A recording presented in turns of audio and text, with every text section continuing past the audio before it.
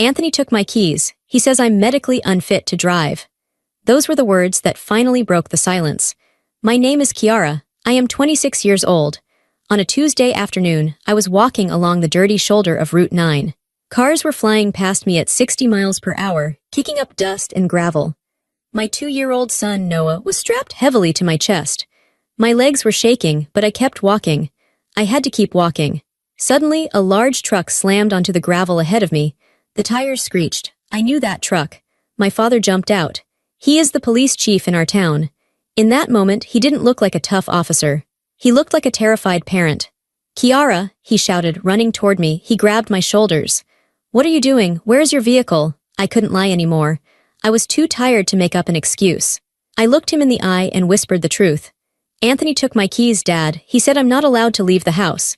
My father's face went pale. Then it went dark. He realized this wasn't a car problem. This was a siege.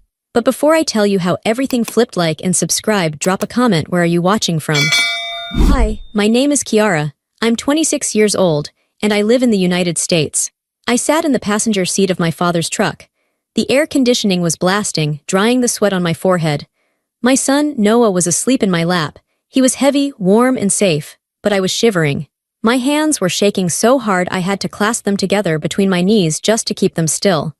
My father, the chief of police, didn't start the engine immediately. He just stared at me. He looked at my dusty shoes. He looked at the sunburn on my shoulders. He looked at the way I flinched when he reached for his water bottle. Kiara, he said softly, talk to me. I wanted to tell him everything, but I didn't know where to start. Because the truth was, Anthony didn't hit me. He didn't scream at me. If he had hit me, I would have left sooner. If he had screamed, I would have known it was abuse. But Anthony was smart. He was quiet. And his mother, Susan, was even smarter. It started so slowly that I didn't even feel it happening. It was like the temperature in a room dropping 1 degree at a time. You don't notice you're freezing until your teeth are chattering. I looked out the window at the cornfields passing by Route 9 and my mind went back 2 years. That was when it began. It started when I was pregnant with Noah. I was tired all the time. My ankles were swollen. I was working part-time at a library, a job I loved. I loved the smell of the books.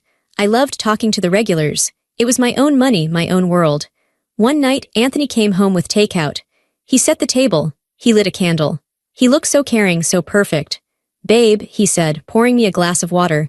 I've been thinking, you look exhausted. The doctor said your blood pressure is up. I'm okay, I said. Just pregnancy tired.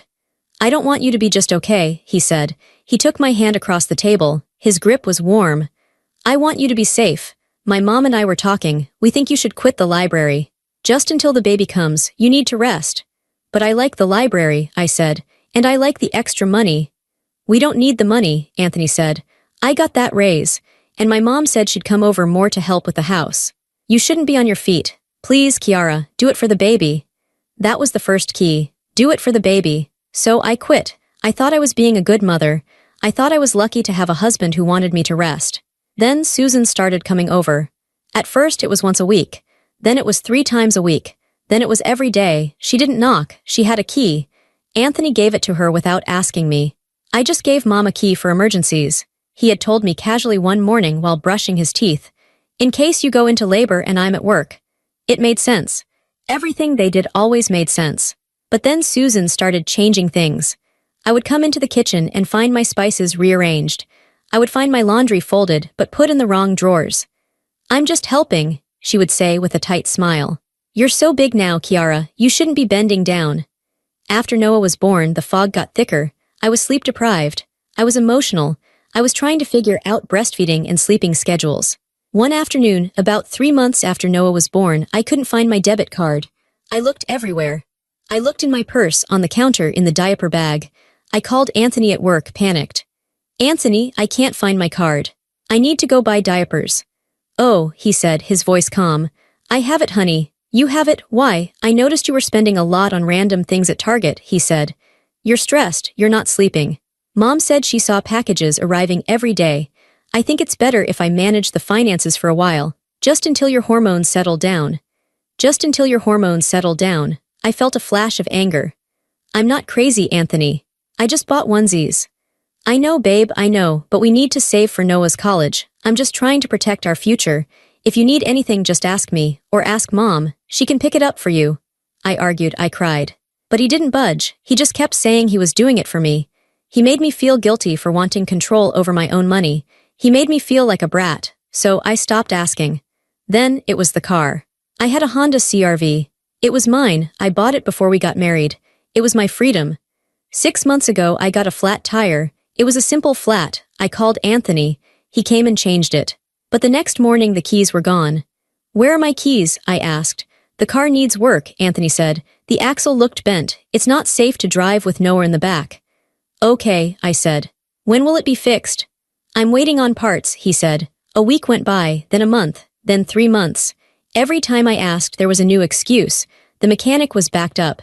The part was on backorder. It was too expensive right now. Why do you need to drive anyway? Susan asked me one day while she was folding my underwear in my bedroom. You have everything here. Anthony brings the groceries. I bring the diapers. Where do you need to go? I just want to leave the house, I said. That sounds like postpartum depression, Susan said, shaking her head. You're restless. You should talk to the doctor about that. Anthony says you've been acting erratic. Erratic. That was their favorite word. If I cried because I was lonely, I was erratic. If I got mad because Susan threw away my favorite shirt, I was erratic. If I wanted to see my friends, I was erratic. My friends stopped calling. Anthony told them I was overwhelmed and needed space. He told them I wasn't up for visitors. They don't understand what it's like to be a mother, he told me. They're single, they're jealous of your life. They just want to drag you down. You don't need that negativity. So I stopped texting them back. Eventually, my phone stopped buzzing. The final straw was the phone itself. 2 weeks ago, Anthony put a tracking app on it. It's for safety, he said, in case you get lost walking with a stroller. But it wasn't just tracking. He could see my texts. He could see my search history. I stopped looking up divorce lawyers. I stopped looking up emotional abuse. I was afraid he would see it. I was trapped in a beautiful house with a full fridge and a husband who claimed to love me, but I was dying inside. I was a ghost in my own life. Sitting in my dad's truck, looking at the dashboard, I realized how small my world had become. It had shrunk down to the 4 walls of that house. Anthony didn't hit me. He just took away my job, my money, my car, my friends, and my privacy. He took away my voice. He convinced me I was sick. He convinced me I was weak. He convinced me I couldn't survive without him. But today, when I asked for the keys to go to the park, and he laughed and put them in his pocket, something inside me snapped. I didn't argue. I didn't cry. I just waited until he went to the bathroom.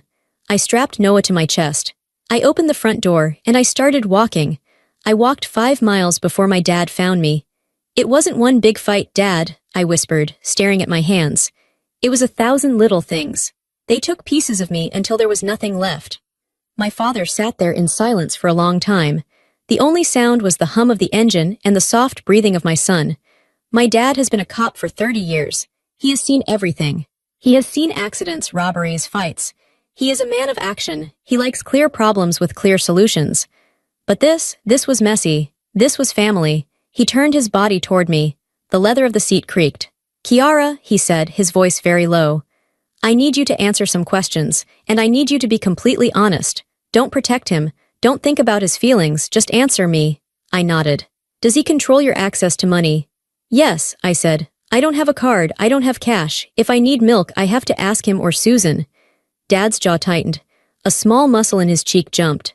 Does he monitor your communication? Your phone? Your email? Yes, he has my passwords. He checks my text every night. He says it's for transparency.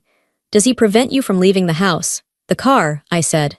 He says it's broken, but I saw him driving it last week to the store. He told me I imagined it. He said I'm medically unfit to drive because of my anxiety. Who diagnosed you with anxiety? Dad asked sharply. He did. And Susan, they said I'm unstable. Dad hit the steering wheel. It was a sharp, hard smack.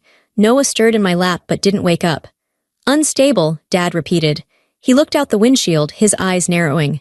He wasn't looking at the road anymore. He was looking at a crime scene in his head. Dad, maybe I am, I said, my voice trembling. Maybe I'm overreacting. He provides for us. He buys the food. He pays the mortgage. Maybe I'm just ungrateful. That's what Susan says. Dad turned to me. His eyes were fierce. Kiara, listen to me closely. This is not marriage. This is not protection. He pointed a finger at the dashboard. In my line of work, we have a name for this. When someone cuts off your resources, isolates you from your support system, monitors your movements, and gaslights you into thinking you're crazy, that is not love. He took a deep breath. That is a siege. The word hung in the air, siege, like a castle surrounded by enemies, starved until it surrenders. They isolated you, Dad said, his voice rising slightly. They cut the lines. They controlled the movement. They took the vehicle. They took the money. This wasn't help, Kiara, it was entrapment. I felt tears pricking my eyes. I thought I was going crazy, Dad, I really did. You're not crazy, he said firmly. You're exhausted, you're beaten down. There is a difference. He put the truck into gear, the engine roared. We're not going to my house yet, he said. My stomach dropped. What, where are we going? We are going back, he said. Panic shot through me. My heart started hammering against my ribs. No, Dad, no, I can't go back there, please, Anthony will be so mad. Susan is there, they'll talk me out of it. They always talk me out of it. They'll say I'm having a breakdown. They'll take Noah. They are not taking my grandson, Dad said. His voice was cold steel. And they are not talking you out of anything. He pulled the truck onto the road and made a sharp U-turn. The tires crunched on the gravel. We were heading back toward the house. Back toward the prison. I need you to be brave for 1 hour, Kiara, Dad said. We are going there to get your things. We are going to get your documents. We are going to get the diaper bag. And we are going to get your keys. He won't give them to me, I said. He says they're lost.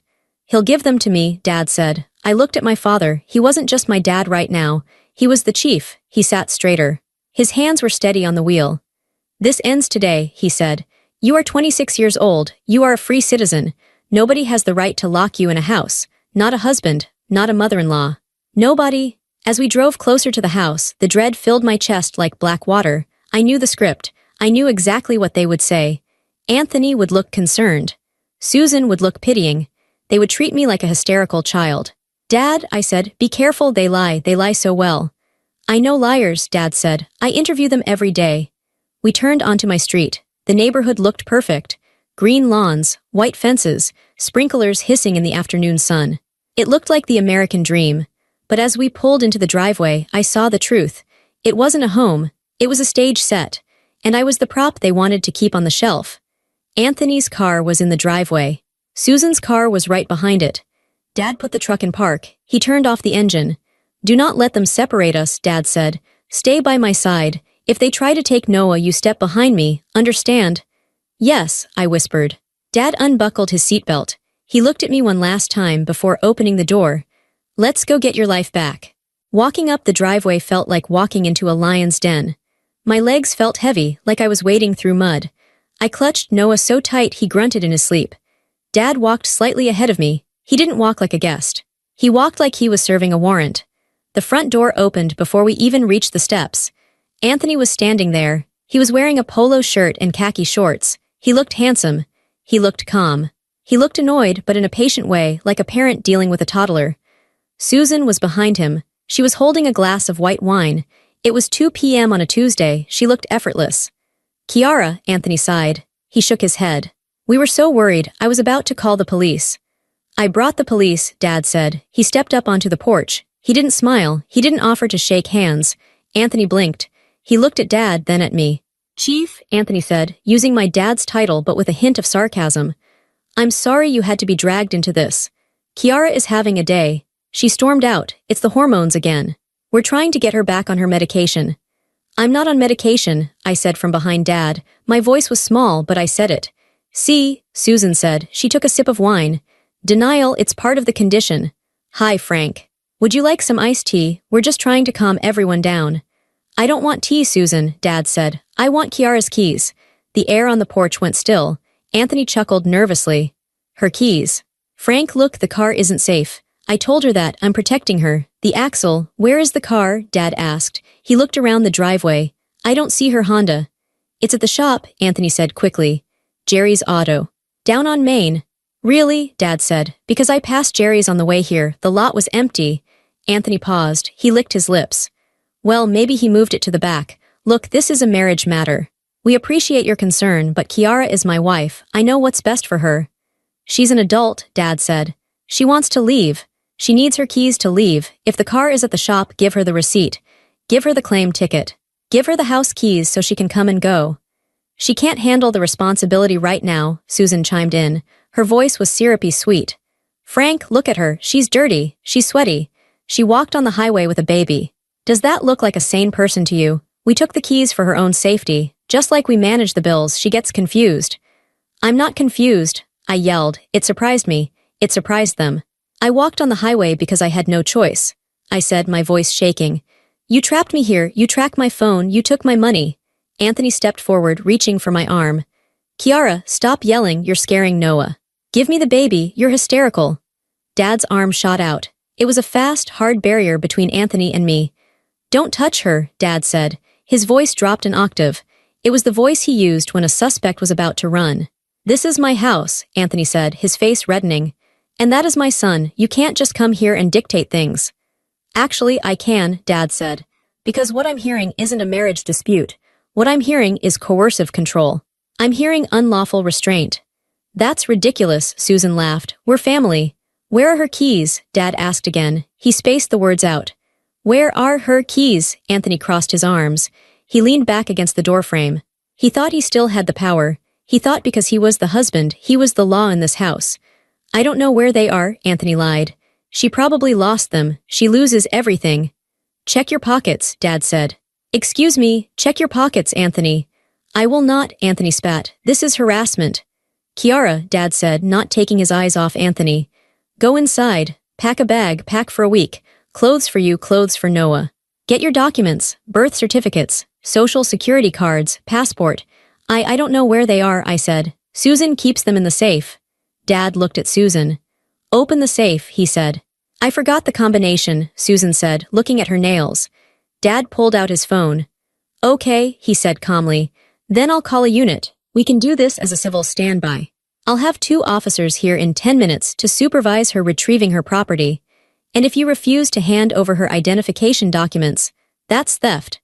We can file a report right here on the porch. Your neighbors will love the flashing lights. Susan's smile faltered. She cared about appearances more than anything. The idea of police cars in her driveway, in front of the homeowners association president next door, terrified her. Fine, she hissed. You're being so dramatic, Frank. She turned and walked into the house. Go with her, Kiara, Dad said. Get your things, I'll stay here with Anthony. I stepped past Anthony. He glared at me. His eyes were full of hate. It was the first time he let the mask slip completely. He looked at me like I was a rebellious servant, not a wife. You'll regret this, he whispered as I passed him. You'll be back, you can't survive out there. I didn't answer. I walked into the house. It smelled like lavender and bleach. It smelled like the place where I had slowly disappeared. I went to the bedroom. I grabbed a duffel bag. I threw in Noah's diapers, his wipes, his favorite bear. I threw in jeans for me, t-shirts, underwear. I didn't fold anything, I just shoved it in. I went to the study. Susan was unlocking the safe. She threw my passport and Noah's birth certificate onto the desk. Ungrateful, she muttered.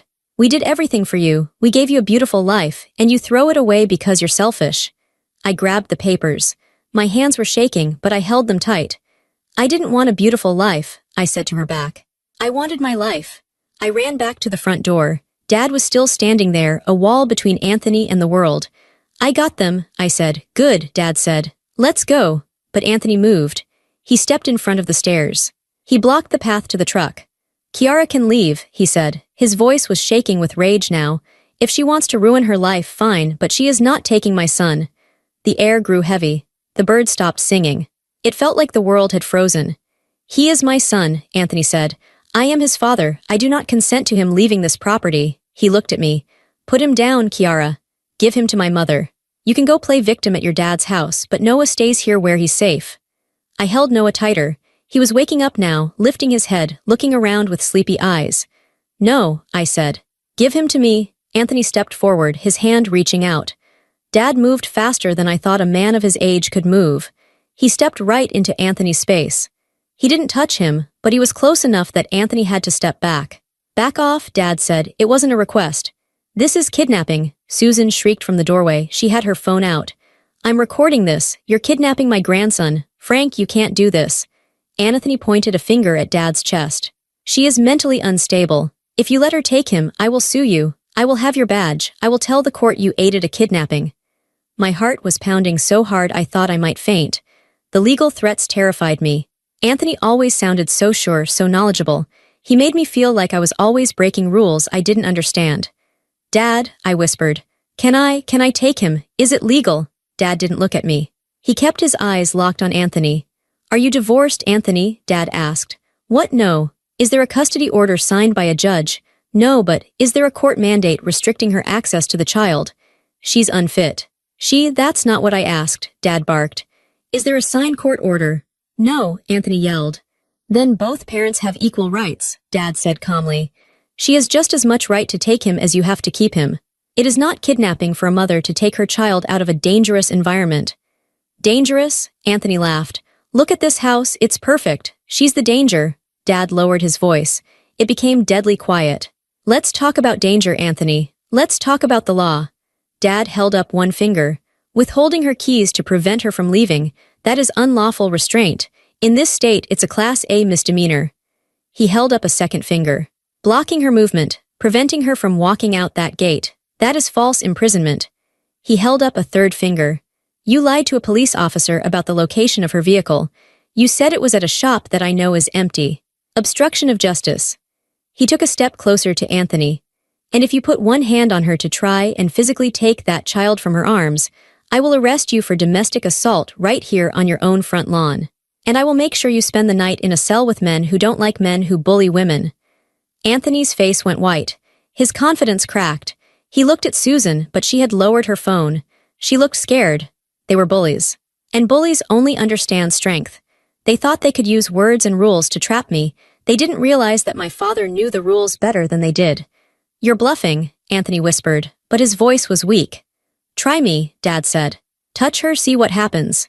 Anthony looked at his hands. He looked at me. For a second I saw him calculate. He realized he had lost control. The game was over. He stepped aside. It wasn't a big movement, just one step to the left. But it was a surrender. Fine, Anthony spat. Go leave, but this isn't over. I'll get a lawyer, I'll take everything. You'll be begging on the street, Kiara. You'll be back crawling to me in a week. Don't listen, Dad said to me. Walk. Now, I hurried down the steps. I walked past Anthony. I could smell his cologne. It used to smell like safety. Now it smelled like a trap. I walked to the truck. I opened the door and put Noah in his car seat. My hands were shaking so badly it took me 3 tries to click the buckle. Mama, Noah said. It's okay, baby, I said. We're going for a ride. I climbed into the passenger seat and locked the door. Dad backed down the driveway. He didn't look at Anthony. He didn't look at Susan. He just drove. As we pulled away, I looked in the side mirror. Anthony was standing in the driveway watching us. He looked small. He looked angry. But he was getting smaller and smaller as we drove away. Dad, I said, letting out a breath I felt like I had been holding for 2 years. Thank you. Dad reached over and squeezed my hand. We're not done yet, he said. Getting out is the first step. Staying out is the hard part, but you have proof now. Proof? I asked. I just have my clothes. Dad smiled a grim smile. No, you have something else. When you were packing, you grabbed the folder from the safe, right? Just the passports, I said. Check the side pocket of your bag, Dad said. I looked down. There was a thick blue folder sticking out of the duffel bag. I hadn't put it there. I saw it on the desk while Susan was yelling at you, Dad said. I swiped it. It looked like financial records, bank statements, loan documents. I opened the folder. My eyes widened. It wasn't just boring papers. It was everything. There were transfers from my savings account to Susan's account. There were credit card applications in my name that I never signed. There were emails printed out between Anthony and Susan discussing how to manage me. Email from Susan. Move the trust fund money before she notices. Tell her the bank made an error. Email from Anthony. I'll disable her car next week. She's asking too many questions. I gasped. Dad, look at this. I told you, Dad said, his eyes on the road. They weren't protecting you, they were robbing you. I felt a cold rage settle in my stomach. It replaced the fear. I wasn't just a victim anymore, I was a witness. And I held the evidence in my lap. I wasn't weak, I said to myself, reading the emails where they called me stupid and fragile. I was just trusting. You're safe now, Dad said, but I knew the fight was just starting. Anthony said he would get a lawyer. He said he would take everything. I looked at the folder. Let him try, I thought. Let him try. The drive to my father's house was the longest 20 minutes of my life. My hands were shaking so hard that they vibrated against my legs. Every time a car appeared in the rearview mirror, my breath hitched. I expected to see Anthony's silver sedan. I expected to see him swerving behind us, honking, demanding I pull over. But the road remained empty behind us. It was just me, my dad, and the hum of the tires on the asphalt. We pulled up to the house I grew up in. It was a small ranch-style house with peeling blue paint and a porch that leaned slightly to the left. It wasn't perfect. It wasn't a magazine cover like Anthony's house. But as soon as the engine cut off, I felt my lungs expand. It smelled like pine needles and old rain. It smelled like safety. "We're here," Dad said. He didn't just hop out. He sat there for a moment, gripping the steering wheel, letting the adrenaline fade. "You're okay, Kiara. You're home," I unbuckled Noah. He was wide awake now, kicking his little legs. "Grandpa's house," he chirped. "Yeah, buddy," I whispered, burying my face in his soft hair. "Grandpa's house." We went inside. The house was exactly as I remembered it. The same brown carpet. The same recliner with the duct tape on the armrest. It was messy. There were newspapers on the table and coffee cups in the sink. In Anthony's house, a coffee cup in the sink was a crime. It was evidence of my laziness. Here it was just a cup. "Sit," Dad ordered gently. He pointed to the kitchen table. "I'm going to make you a sandwich. You look like you haven't eaten in a week." "I'm not hungry," I said automatically. That was my reflex. Deny needs, be small, be low maintenance. "I didn't ask if you were hungry," Dad said, opening the fridge. "I said I'm making you a sandwich, turkey or ham." "Turkey," I whispered. I sat at the wooden table. The blue folder, the one Dad had swiped from the safe, sat in the middle of the table like a bomb. I stared at it. For the last 2 years, I had convinced myself that I was the problem. I told myself I was forgetful. I told myself I was bad with money. I told myself I was too emotional to handle the adult responsibilities. Anthony had taken that burden from me, right? He was the hero carrying the weight of the bills and the decisions so I could just be a mother. But looking at that folder, a cold, hard feeling started to rise in my chest. I wasn't just a mother. I was a woman who used to manage a library budget. I was a woman who got straight A's in college. I was a woman who had lived on her own for 3 years before I met Anthony. I wasn't stupid. I had been made stupid. I reached out and opened the folder. Dad placed a plate in front of me, a turkey sandwich cut into triangles, just like he used to do when I was 10. He sat down opposite me with a glass of water. "Eat," he said, "and read." I took a bite of the sandwich. It tasted like ash in my mouth, but I swallowed it. Then I pulled out the first paper. It was a bank transfer receipt, dated 6 months ago. Transfer. $4,500. From Kiara's personal savings. To Susan Miller, I blinked. $4,500. That was the money I had saved from my library job. That was my emergency fund. I remembered that day. I had asked Anthony if we could buy a new crib for Noah because the old one was wobbly. He had sighed and said, "Babe, money is really tight right now. We have to be careful. Maybe next month." Money was tight. He had just sent my entire savings to his mother. I flipped to the next page. It was an email printout. Anthony must have printed it for his records. He was meticulous like that. He kept files on everything. From Susan to Anthony subject, the car issue, she's asking about the Honda again. You need to handle it. If she has the car, she'll start going to those mommy groups again. Those women put ideas in her head. Tell her the transmission is shot. I'll call Jerry and have him fake an invoice if you need it. Just keep her home. She's safer there. I felt sick, physically sick. They weren't worried about my safety. They were worried about my freedom. They were worried that if I talked to other people, someone might say, "Hey, that's not normal." I looked up at Dad. He was watching me read, his face grim. "They planned it," I whispered. "Dad, they actually planned it. It wasn't an accident. It wasn't because I was sick." "No," Dad said. "It was a strategy." I kept reading. There were texts. "Anthony, she's crying again, wants to know why she can't have her debit card." "Susan, tell her she overdrank the account last month. Make her feel guilty. If she feels guilty, she stops asking." I remembered that conversation. I had spent 3 days apologizing to Anthony for spending too much on groceries. I had cried in his lap, promising to be better. He had stroked my hair and told me he forgave me. He forgave me for a mistake I never made. The anger hit me then. It wasn't a flash of fire. It was a slow, heavy burn. It started in my stomach and moved up to my throat. I stood up, I paced around the small kitchen. "I thought I was crazy," I said. My voice was getting louder. "I thought I was losing my mind. I used to lie in bed awake at night wondering what was wrong with me. I thought I had early onset dementia or something. I couldn't remember spending the money. I couldn't remember breaking the car." I slammed my hand down on the table. Noah jumped in his high chair, but he didn't cry. He just watched me. I didn't do any of it, I shouted. They did it to me. Dad didn't tell me to calm down, he nodded. Let it out, Kiara, get angry. Anger is better than fear.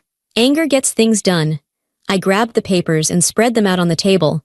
Look at this, Dad, I said, pointing to a credit card statement. This is a card in my name. I never opened this card. Look at the charges. Liquor store. Golf Pro Shop. A nail salon in the city. I don't golf. I haven't had a manicure in 2 years. Dad leaned in, putting on his reading glasses. That's identity theft, he said. If they used your social security number to open that line of credit without your consent, that is a federal crime. And this, I said, pulling out a medical bill. Therapy sessions. I never went to therapy. Anthony told me he was going to therapy for his stress. He was billing it to my insurance. No, wait, this says patient, Kiara Miller. But I never went. Insurance fraud, Dad said. They were building a paper trail. If you ever tried to leave, they could pull these records and say, look, she's been in intensive therapy for instability for years. I sat back down, breathless. I wasn't weak. That was the realization that changed everything. I had survived a psychological war. I had raised a toddler while being gaslit every single day. I had managed to keep my son fed, clothed, and loved while my own husband was systematically deleting my identity. I looked at the folder. It wasn't just proof of their crimes, it was proof of my sanity. I'm not the victim anymore, I said to Dad. I'm the prosecutor, Dad smiled. It was a sharp, dangerous smile. That's my girl. Now keep reading, because I have a feeling it gets worse. And it did. The afternoon sun was fading, casting long shadows across the kitchen table. The pile of papers was messy, but the picture they painted was crystal clear. We had found the small thefts, the grocery money, the credit card charges, the lies about my mental health. But then I found the envelope at the very back of the folder. It was sealed. It had "Do Not Open" written on it in Anthony's handwriting. If I was the old Kiara, the Kiara from yesterday, I would have put it back. I would have been too afraid to disobey a direct order written in Sharpie. But the old Kiara was gone. She was left on the side of Route 9. I ripped the envelope open. Inside were 3 documents. The first was a bill of sale. Item 2018 Honda CR-V. Seller Anthony Miller, power of attorney. Buyer CarMax. Date 4 months ago. Sale price $18,500. My mouth fell open. He sold it, I gasped. Dad, he sold my car. He told me it was in the shop waiting for a transmission part. He told me that every single week for 4 months. Just waiting on the part, babe. Supply chain issues, babe. I looked at the date. 4 months ago, the day after I got the flat tire. He didn't even fix the flat. He just sold the whole car. Power of attorney? Dad asked, looking at the document. Did you sign a power of attorney? No, I said. Never. Dad took the paper. He squinted at the signature at the bottom. It was my name. Kiara Miller, but the loop on the K was wrong. I make my K's sharp. This one was round and bubbly. Susan, I said. That's Susan's handwriting. She forged my signature. Grand theft auto, Dad said, his voice flat. And forgery, that's 2 felonies right there. My car wasn't broken. It was gone. Someone else was driving it right now. They had taken my freedom, sold it for $18,000 and put the money where? I grabbed the second document. It was a bank statement for an account I didn't recognize. Account holder, Susan Miller. Deposit, $18,500 CarMax. Payment, $5,000 Chase credit card. Payment, $3,000 Royal Caribbean Cruise Line. Payment, $1,200 Wine Club. They went on a cruise, I whispered. Dad, remember when they went to the Bahamas last month? They said it was a business trip for Anthony. They said his company paid for it. They paid for it with my car. I felt tears burning my eyes, but they weren't tears of sadness. They were tears of pure shock. The level of entitlement was staggering. They looked at me and saw an ATM. They saw a resource to be harvested. Keep going, Dad said. What's the third paper? The third paper was thicker. It looked official. It had a legal seal on the top. Beneficiary Trust Adjustment Form. Account the Eleanor Davis Trust. My heart stopped. Eleanor Davis was my grandmother. She died 5 years ago. She wasn't rich, but she had saved every penny she earned as a nurse. She left me a trust fund.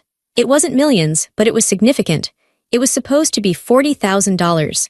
It was meant for a down payment on a house one day, or for Noah's college. I had never touched it. I wanted it to grow. I read the document.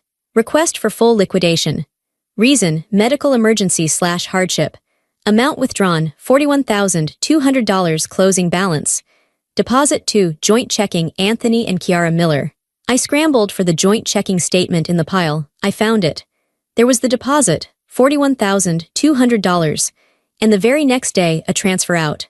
$40,000 to Miller Investment LLC. What is Miller Investment LLC? I asked Dad.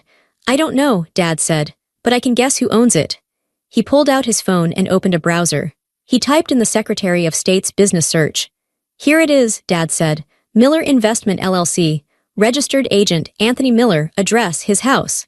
He stole Grandma's money, I said. My voice broke. That money was love. That money was my grandmother's tired feet after double shifts. That money was her legacy to me, and Anthony had taken it to play businessman. And look at the reason, Dad pointed out. Medical emergency. What emergency? There wasn't one, I yelled. He lied to the bank, Dad said. Wire fraud, bank fraud. I sat back, feeling heavy. The betrayal was so complete. It wasn't just that he was controlling. It was that he was a criminal. He had stripped me of everything. My car, my savings, my inheritance.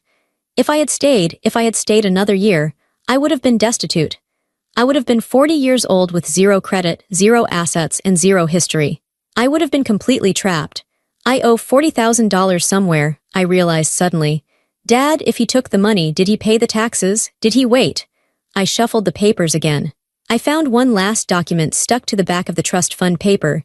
It was a loan application. Lender, Quick Cash Online. Borrower, Kiara Miller. Amount, $40,000. Interest rate, 18%. My hands went cold. He didn't just take the money, I said.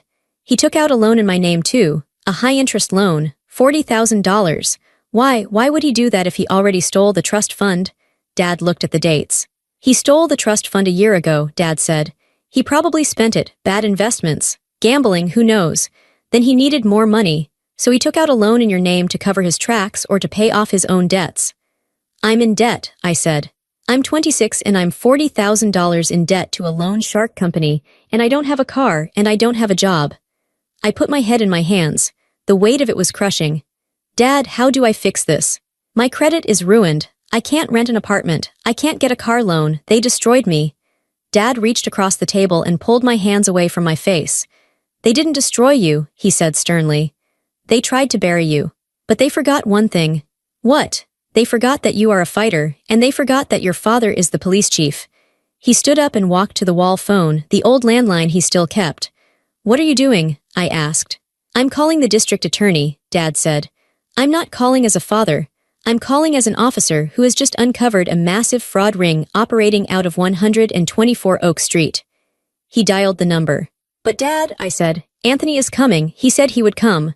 Good, Dad said. Let him come. I want him to see the handcuffs. Just then, my cell phone buzzed.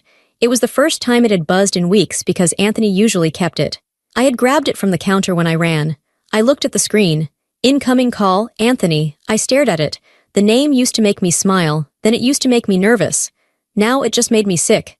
Answer it, Dad said. Put it on speaker. I pressed the green button.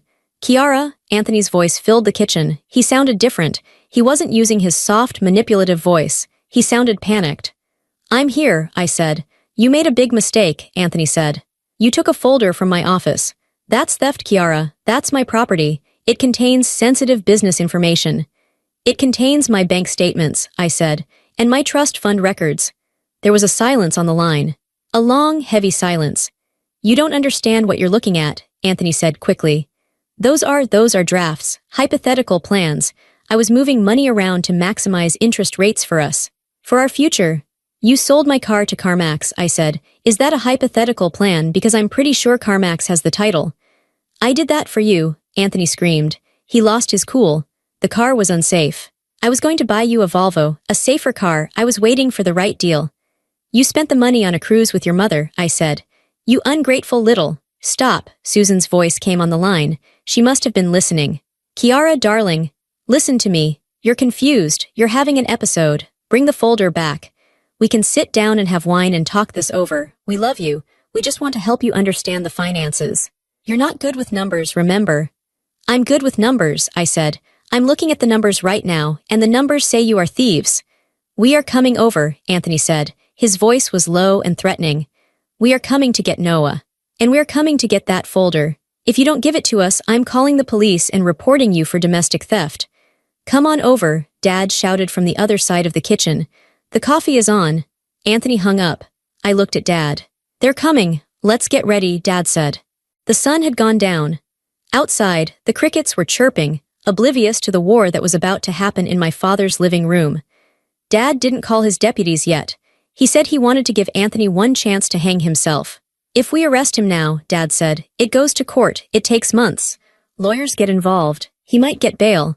He might hide the rest of the money. We need a confession, or we need him to panic and give it back. He won't give it back, I said.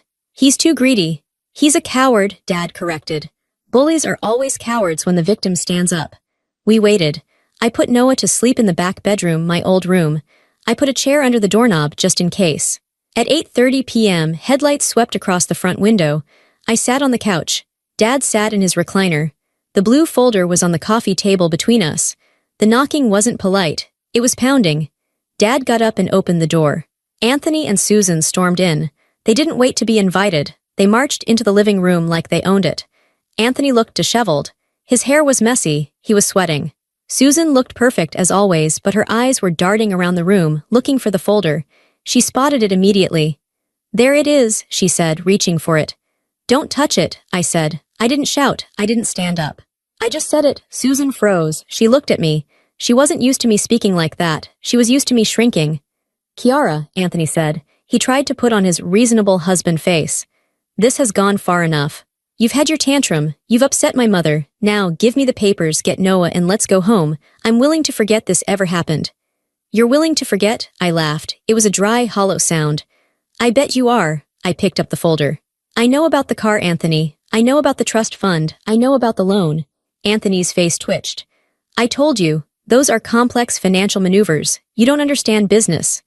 I understand that forging a signature is a felony, Dad said from the doorway. He had locked the front door and was leaning against it. Anthony spun around. This is a civil matter, Frank. Stay out of it. It's a criminal matter, Dad said. I made some calls while you were driving over. I called Jerry at the auto shop. He said he never saw a Honda CR-V. I called the bank manager at the local branch. He was very interested to hear that Kiara never signed that withdrawal slip. You called the bank? Susan's voice was high and thin. I did, Dad said, and I told them to freeze the accounts pending a fraud investigation. Susan grabbed Anthony's arm. He froze the accounts. Anthony, my direct deposit goes in there tomorrow. Shut up, Mom, Anthony snapped. He turned to me. The mask was gone. He looked desperate. Kiara, listen, we can fix this, okay? Maybe I borrowed some money, but I was going to pay it back. The investment, it's going to pay off big next month, I swear. I was doing it for us to surprise you. Surprise me, I asked, by selling my car, by putting me $40,000 in debt. I had to, Anthony yelled. We have expenses, you don't work, you just sit at home all day. Do you know how much it costs to maintain that house, to maintain our lifestyle? Our lifestyle? I stood up. I didn't ask for that house. I didn't ask for the expensive furniture. I wanted a simple life. You wanted the showpiece. I deserve the best, Anthony screamed. I work hard, and you're nothing without me. You're a dropout librarian with a kid. Who's going to want you? You have no money. You have no car. You're trapped, Kiara. Even if you leave, you're ruined. I made sure of it. The room went silent. He had admitted it. I made sure of it. Dad pulled his phone out of his pocket. The screen was glowing. Did you get that? Dad asked. I got it, a voice said from the phone. It was the district attorney on speaker. Anthony's knees buckled. He looked at the phone. He looked at Dad. You recorded me. I'm a cop, Dad said. I collect evidence. Dad walked over to the coffee table. He picked up the folder and handed it to me. It's your call, Kiara, Dad said. We have him on tape. We have the documents. We can arrest him right now. Or, Dad looked at me. He was giving me the power. He was letting me decide the ending. I looked at Anthony. He was trembling. He looked young and pathetic. Or what? Anthony whispered. I took a deep breath. Or you fix it, I said. Anthony blinked. What? I want everything back, I said, by tomorrow morning. I can't, Anthony stammered. The money is tied up, it's gone. Then sell the boat, I said. Sell your truck, sell your watch, I don't care. I stepped closer to him. I want the $40,000 for the trust fund back in an account in my name only. I want the $18,500 for the car. I want the $4,500 for my savings. That's over $60,000. Susan shrieked. We don't have that liquid. Then you better find it, I said calmly. Ask your friends, take out a loan, I don't care. I held up the folder. If the money isn't in my account by 9 a.m. tomorrow, I walk this folder into the police station and I press charges for everything. Grand theft, forgery, identity theft, fraud. You'll go to prison for 10 years, Anthony, and Susan, you'll go too for being an accomplice. Anthony looked at Susan. They were trapped, they knew it. And one more thing, I said. What? Anthony asked, his head hanging low. I want a divorce. Uncontested. You sign the papers. You give me full custody of Noah. You pay child support. And you never ever come near us again. You can't take my son, Anthony whispered. But there was no fight left in him. You didn't want a son, I said. You wanted a possession. You wanted a prop for your perfect family photo. But the photo is ripped, Anthony, it's over. I pointed to the door. Get out of my father's house. Anthony looked at me one last time. He didn't see the scared girl who asked permission to buy milk anymore. He saw a stranger. He turned and walked out the door. Susan followed him, sobbing quietly about her reputation. Dad closed the door and locked it. The deadbolt clicked. It was the loudest, most beautiful sound I had ever heard. Do you think they'll pay? Dad asked. They're greedy, I said. But they're more afraid of jail than they are of losing money. They'll pay. I sat back down on the couch. My legs finally gave out. I started to cry, not soft crying. Hard, racking sobs. I cried for the girl I was 2 years ago. I cried for the car I loved. I cried for the time I lost. Dad sat next to me and put his arm around my shoulders. He didn't say anything. He just let me cry. I was broke. I was single. I was starting over from zero. But I had the keys to my own life again. And that was worth more than any trust fund. I didn't sleep that night. I sat at the kitchen table with my phone in my hand, watching the minutes tick by. 8:58 a.m. 8:59 a.m. If the money didn't appear, I was ready to go to the station. I had the folder packed. Dad had his uniform on. At 9:01 a.m., my phone buzzed. I opened the banking app. My hands were shaking, but this time it wasn't from fear, it was from adrenaline. Deposit received, $63,000. Source, A. Miller. I let out a breath that sounded like a sob. He had done it. I didn't know how. Maybe he sold the boat. Maybe he borrowed from his rich friends. Maybe Susan emptied her retirement account. I didn't care. I immediately transferred every cent into a new account I had opened that morning online, an account with only my name on it. Then I paid the loan shark. Click, $40,000 gone. The debt that had been hanging over my head like a guillotine was vanished. I paid off the credit card Susan had used. Click, $5,000 gone. I was left with about $18,000. It wasn't a fortune. It wasn't the comfortable life I had left behind. But it was clean money. It was mine. 2 days later, Anthony signed the divorce papers. He didn't argue. He didn't fight for custody. He was too terrified that I would change my mind and go to the district attorney. He signed away his rights to Noah in exchange for his freedom. He chose himself. He always chose himself. A month later, I stood in the middle of a living room. It was tiny. The carpet was beige and a little worn. The window looked out onto a parking lot, not a manicured garden. It's small, the landlord said, scratching his chin. And the radiator clanks in the winter. I'll take it, I said. Don't you want to check the water pressure? Does the door lock? I asked. He nodded. Deadbolt and chain. Then I'll take it. Moving in was strange. I had no furniture. Dad gave me an old mattress. I bought a second-hand crib for Noah. We ate pizza on the floor for the first week. But the silence was different here. In Anthony's house, the silence was heavy. It was a silence where you were waiting to be criticized. Here, the silence was peaceful. It was just me and my son. I remember the first time I went grocery shopping alone. I walked into the store with my own debit card in my pocket. I bought milk, I bought bread, and then I saw a box of chocolate-covered almonds. Anthony hated almonds. He said they were a waste of money. I grabbed the box and threw it in the cart. When I got to the register, my heart started pounding. I had a flashback. I expected the card to be declined.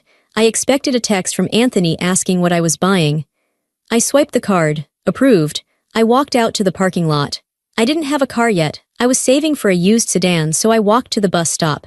It was raining. I was carrying 3 bags of groceries and a toddler. I was wet, tired, and waiting for a public bus. A woman next to me looked at me with pity. Rough day? She asked. I looked at her. Rainwater was dripping off my nose. My arms ached. No, I smiled. This is the best day of my life.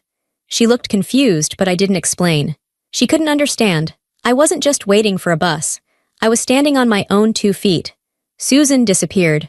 Rumor in town was that she moved to Florida to live with her sister because the scandal was too much. The neighbors talked. Small towns always talk. They whispered that Anthony's business was struggling, that he had sold his big truck. I didn't care. I didn't ask. I blocked their numbers. I blocked their emails. I got my job back at the library. The head librarian, Mrs. Gable, hugged me when I walked in. "We missed you, Kiara," she said. "We thought you just didn't like us anymore." "I was lost," I said simply, "but I found my way back." Every paycheck I earned, I kept. Every decision I made, I owned. If the dishes were dirty, it was because I was tired, not because I was lazy. If the bills were late, it was my mistake to fix. I was rebuilding my credit score, point by point. It was slow work. It was hard work. But every point was a brick in a wall that Anthony could never knock down again. Tonight, I just put Noah to bed. He's 3 now. He doesn't ask about his father anymore. He remembers a man who was always on his phone, a man who didn't like noise. Now, he has a grandfather who plays trucks with him on the floor until his knees crack. I am sitting on my second-hand balcony, which is really just a fire escape, drinking a cup of tea. The city sounds are loud. Sirens, traffic, people shouting. It's not the quiet, protected suburbs. For a long time, I felt stupid. That's the hardest part to admit. I looked back at the last 2 years and thought, how did I let that happen? I'm an educated woman, I'm strong. How did I let them take my keys? How did I let them take my mind? But I realized something important. Abuse doesn't always look like a bruised eye. It doesn't always sound like a scream. Sometimes, abuse looks like help. Let me handle the bills so you don't worry. Let me drive so you can rest. Let's stay home so you're safe. It sounds like love. It feels like a warm blanket. But slowly, the blanket gets tighter and tighter until you can't move your arms. And by the time you realize you're suffocating, they have taken the scissors. I wasn't weak for staying. I was hopeful. I wanted to believe that my husband wanted to take care of me. I wanted to believe that family meant support. But control is not care. And isolation is not protection. I look at my keychain on the table. There are 3 keys. One for the apartment building, one for my unit, and one for the 2015 Toyota Corolla I bought last week. They are just pieces of metal. But to me, they are heavy. They weigh as much as my dignity. Anthony told me I was ungrateful. He told me I had a perfect life in a golden cage. He was right about the cage. He was wrong about the gratitude. I was never grateful for the cage. I was just afraid of the fall if I tried to fly. But I jumped. And I didn't fall. I landed. I want to say this to anyone listening who feels small right now. To anyone who has to ask permission to spend their own money. To anyone who has to explain why they took 20 minutes to get milk instead of 10. To anyone whose partner tracks their phone for safety. You are not crazy. You are not ungrateful. You are being erased. They tell you that you can't survive without them. They tell you the world is too scary, too hard, too expensive. They are lying. The world is hard, yes. Rent is expensive. Being a single parent is exhausting. But I would rather work 3 jobs and sleep on a mattress on the floor than ever hand my keys to someone else again. I would rather be tired and free than rested and owned. You don't owe them your loyalty. You don't owe them your silence. You owe yourself the courage to walk out that door. Tell me where you're listening from in the comments. And tell me, have you ever had to fight your way out of someone else's version of protection? I want to hear your story.